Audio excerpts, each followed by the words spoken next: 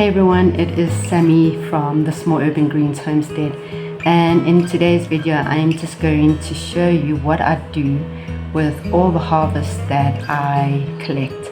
So sometimes when you collect, maybe for example tomatoes, you have an abundance of tomatoes, and there's just so many times you can have salads or tomato on a sandwich or things like that you would make probably during the week all the time. So in today's video I'm going to show you what else you can do with an abundance of tomatoes, what you can do with abundance of your kale, pak choy, and just things around the garden that you do end up harvesting and you just don't know what to do with it. So I've already done a video on how to prep your tomatoes to make some sun-dried tomatoes. So go and check that video out. But this is one of the ways you can do if you have an abundance of tomato. And at the stage we're going, we are harvesting so much tomatoes that they're actually sitting in the fridge starting to rot. So I've taken all the tomatoes, I've sliced them, I've seasoned it, and I've stuck it in the hydrator so that we can make our own sun-dried tomatoes.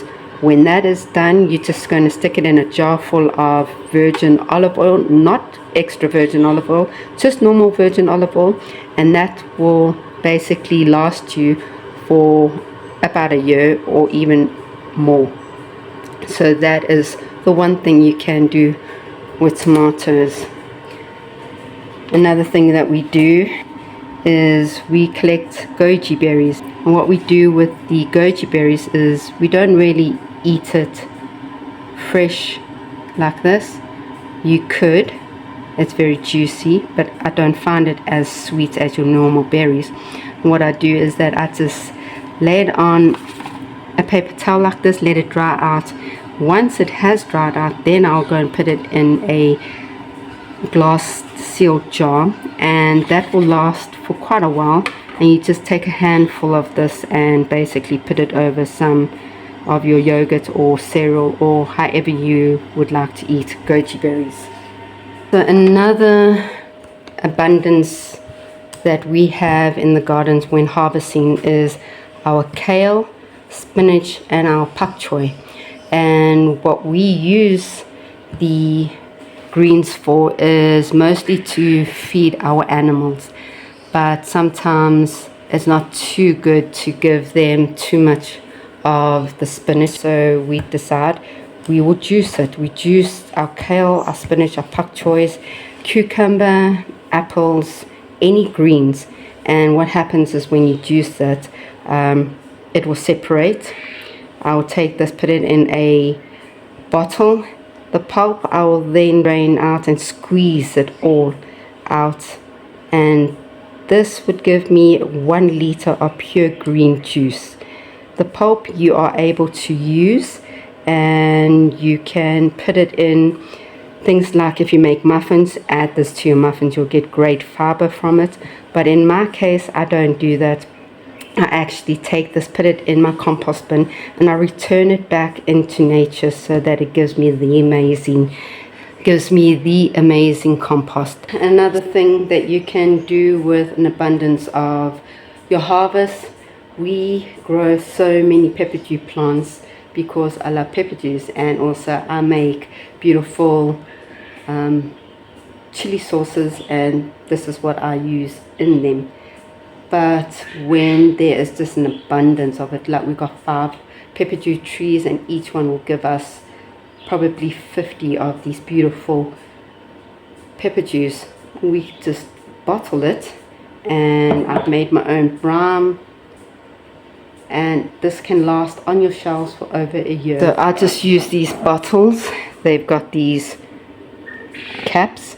You can see this one is already popped up because I've opened this, but this one, it is still flushed down. I've not opened this. It is still sealed, and then you can see once you open it, this will pop up, and as I say, we've got about 5 of these bottles sitting on the shelf, and I just basically take these labels off. I've got a whole box full of these beautiful jars that I just reuse, and I do that with the chilies and with the pepper juice. And I actually follow a guy on YouTube called Chili Chump, and he actually shows you how to make the most amazing picanto pepper juice that you would buy at the shops. And a bottle like this will cost you round about, I would say, 50 to 70 bucks. And in our case, we just planted a seed, got a plant, and had a whole bunch of pepper juice that we were able to then just make our own brine, stick it in there. And I think it's been a year. I've now finally opened my first bottle. There's pickled cucumbers. So I've also made a video on how we do our pickled cucumbers, and it's just an amazing way how to actually just preserve your cucumbers, pickle them, and it can actually ferment or to stay in your brine juice for, well, I've had one that was there for about 6 months, so it holds for a couple of months, and it just keeps on maturing. But it never ever actually lasts in my house, because I think this is our 4th bottle that we've just jarred. We take the cucumbers and we actually slice them longwards.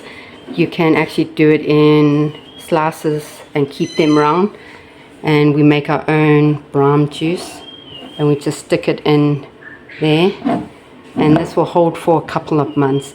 It doesn't really last in our house. This is the 4th bottle that we are doing, and this will probably last another week. We do have a whole bunch of more cucumbers just being grown on the vine that will go into a juicer. Some will go into this, some will go into salads, but cucumbers at our place never ever go to waste.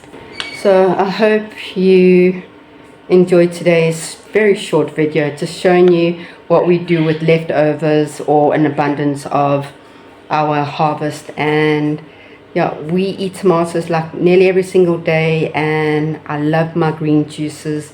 I have it every single night.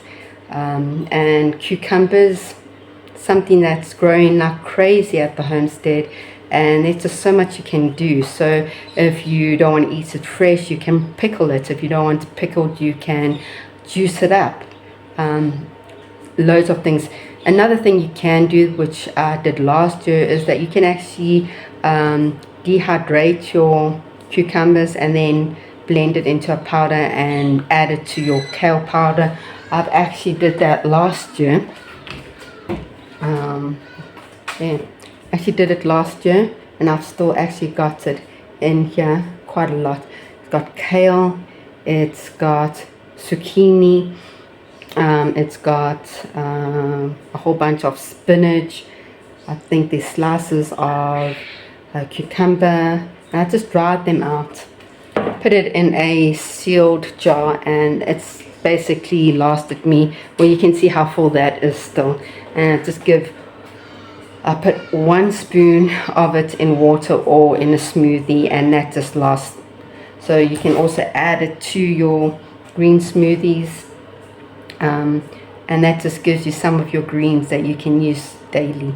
So please guys, there is ways to go about prepping or preserving or just making use of that abundance of harvest that you do sometimes get, and it could be overwhelming where you just don't know what to do with all these tomatoes or all these chilies. I've also made videos on how to make chili sauce from all your chilies, so just take a look at some of my older videos. I'll show you how to make picantos, how to make chili sauce, and it just really helps to store your stuff, and you are able to use for a later purpose. So guys, I hope you enjoyed this video. Give it a like and subscribe, because you will be able to see all these amazing videos from DIY, from cooking in the kitchen, from harvesting in our homestead, and just how we have grown. Thank you very much. I will see you guys in the next video.